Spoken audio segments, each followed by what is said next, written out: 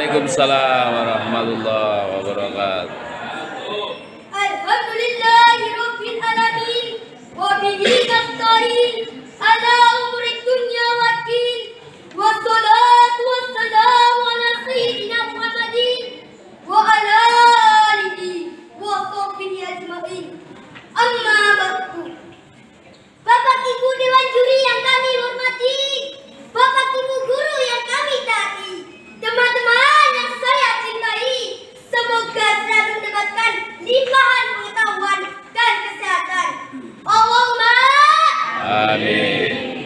Bapak Ibu Dewan Juri, Bapak Ibu guru, teman-teman, bagaimana kabarnya? Baik? Baik. Alhamdulillah. Teman-teman,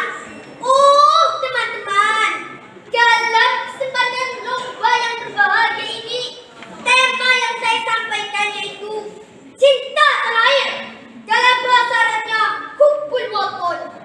Teman-teman, apa itu cinta? Jangan senyum dulu. Cinta adalah dari bagian hidup kita. Cinta dapat kuat dalam diri manusia. Cinta menurut Kamus Besar Bahasa Indonesia adalah suka sekali, sayang sekali. Kemudian tanah air. Apa pengertian tanah air yang bisa katakan? Ada yang foto. Saya mau foto dulu.